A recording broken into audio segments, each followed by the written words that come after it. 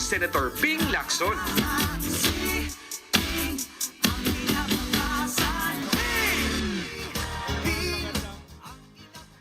Magandang gabi, Tacloban City. Magandang gabi po, Leyte. Magandang gabi sa ating lahat.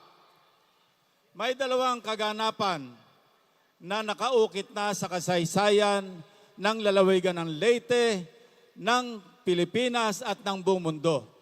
Ang una po ay naganap mahigit 80 taon na ang nakakalipas, October 20, 1944, nang naganap ang pinakamalaking labanang dagat sa buong Pilipinas, doong dumating si General Douglas MacArthur at sa tulong ng katapangan, kagitingan at kabayanihan ng mga waray ng mga Leyteño ay naliberate ang Leyte. Ang pangalawa ay naganap mahigit 11 taon na ang nakakalipas.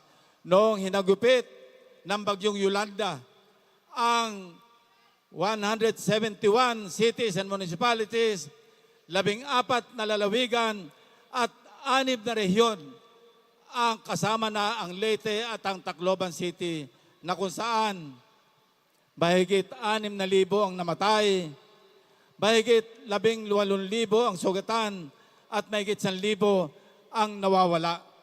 At ang nasalanta ay hindi ma-estimate ng maski sino.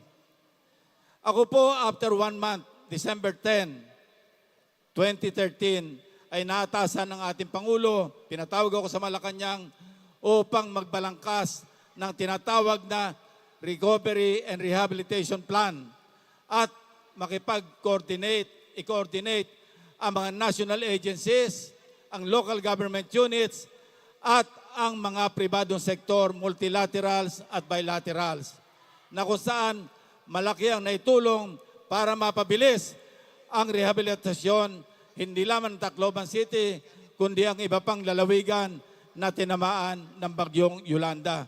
Katunayan, ang inyo pong Eastern Visayas Medical Center, Regional Medical Center, ay ginawa po sa pamamagitan ng tulong ng pribadong sektor. Natatandaan ko, Bloomberry, na pag-aari ni Mr. Ricky Razon.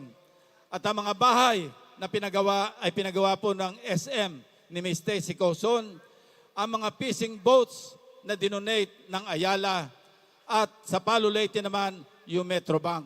Ang Aboitiz naman ay nangasiwa sa pag-rehabilitate sa probinsya ng Cebu at sa iba't ibang lugar pa. Ang ating rehabilitation plan ay binuo namin in record time na 6 months, 6 na buwan, at ito'y in-acknowledge ng mga international organizations, international community, 8 volumes, 8,000 pahina, at ang nilalaman, 18,648 na programa, mga activities at mga proyekto. Ang sinasabi ko po rito, kung ako po ay inyong pagbibigyan muli ng makapaglingkod bilang senador ng ating bansa, ay pagpapatuloy ko ang aking matapat na tungkulin sa pamamagitan ng aking karanasan, ng ating kwalifikasyon at ang aking competence. At ito'y maasahan ninyo, ako ang inyong magpapatuloy na bantay sa kaban ng bayan upang pakinabangan ng mga taga-Tacloban, ng mga taga-Leyte at mga iba't ibang lalawigan sa ating bansa. Number 33 po sa ating balota, Ping Lacson po. Maraming salamat sa inyong lahat. Maraming salamat po, Senador Ping Lacson. Susunod naman ang senador na may matibay na